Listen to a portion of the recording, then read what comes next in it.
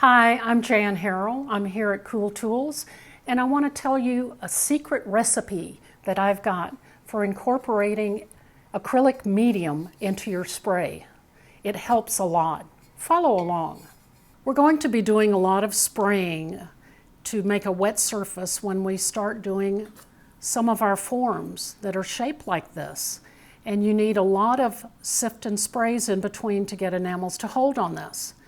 So some of you are still relying on this poor little fellow. Well, he's good, but you know, you're expecting a lot out of a $1 sprayer.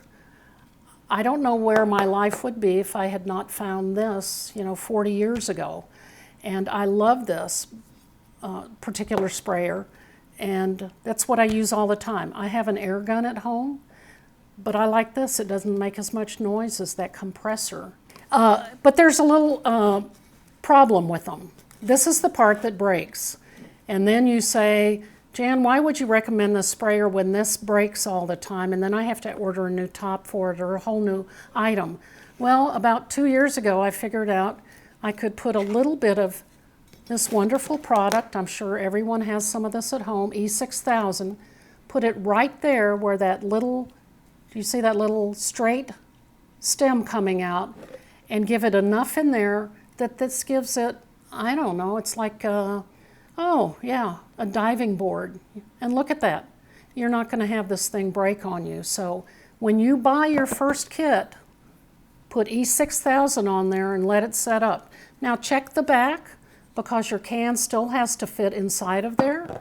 Let me see if, look. You're going to love doing that extra technique to make this work a little bit longer. Now, when you get this also, it comes with 3 different tips, the red one, the blue one, and the white one. The only one you're ever going to use in your life is the red one. See, this guy has the white one on there. Ignore this person. You put the red one on. Notice the red one's on here. Throw the other ones away. Here's the other trick. So I'm going to fill this up. What am I going to put in there? I like this little cocktail that I make, and it's clear fire. So I can't ever tell how much viscosity is in clear fire, but oh, that's probably good. So I'm going to fill the whole container up with this. I'm going to put some distilled water in here. And usually when people ask me what's the ratio, it's probably 40 clear fire, 60 water. But don't quote me on that. It's not that important. Here is my new trick. And I told somebody someday I'll be held together by this acrylic medium. This is your best helper. So I'm going to put a whole eyedropper full. So every time I fill up this, I'm adding this acrylic medium in there. If some of you have had problems with enamel falling off before you get it into the kiln, or you were doing sgraffito, this is kind of like your safety glue. And I'm going to show other videos that use this acrylic medium. I love that stuff. And then you just put this whole thing on here, and you're ready to go. Whoops. So you've got clear fire, distilled water, and 1 eyedropper. This is your magic. Here's 2 pieces of copper. One is flat, one is formed. Isn't this more interesting? I think it is, and I'm going to show you how to enamel small formed pieces. And these are earring components. So when you buy them, they come out of the package like this. And flat is pretty good.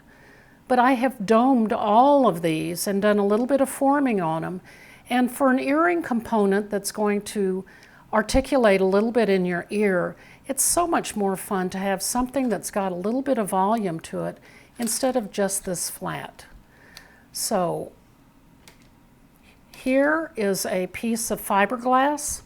And I'm putting this on this rack because, as you notice on a rack, it ends up getting a little bit of enamel on there. And we don't want to get enamel on the back of these pure copper pieces. We need to anneal them because it's going to make the forming process so much easier. And so I like to do this in the kiln. If you have a torch at home, if you're doing torch firing, you of course can anneal your metal that way.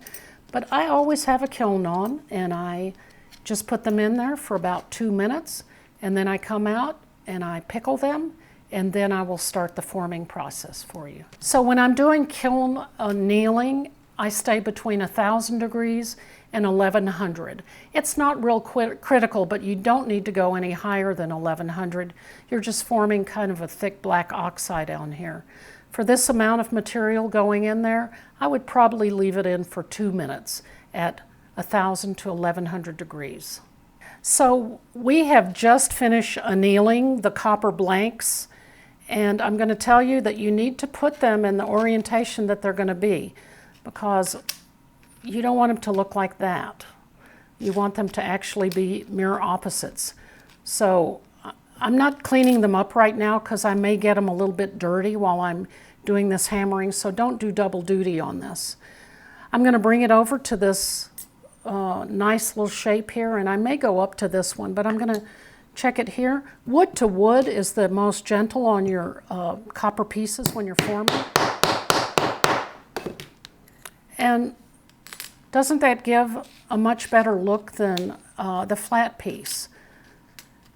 Now, if you know something about enamel, every time you enamel a piece, when you put enamel on one side, it pulls down the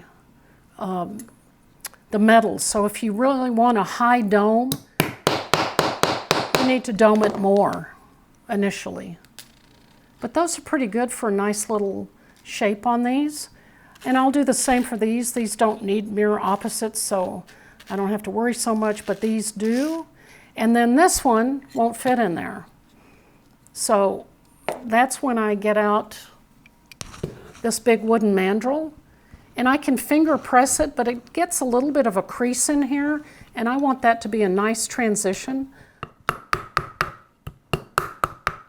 And when you're doing this, you're work hardening the piece, which is a good thing because they're going to stay this way. So that's all that takes. You can see that this is a little bit higher than the final product here, but once we put the counter enamel on the back of that piece, then they'll all kind of settle down. So these pieces just came out of the pickle. We've cleaned the counter enamel side, so don't worry about getting the fronts cleaned up right now. It's not important. My favorite tool for cleaning up almost any of the copper that I do before I enamel are these radial bristle brushes. I just say buy one color. This is the red, and you stack about 3 of them on here.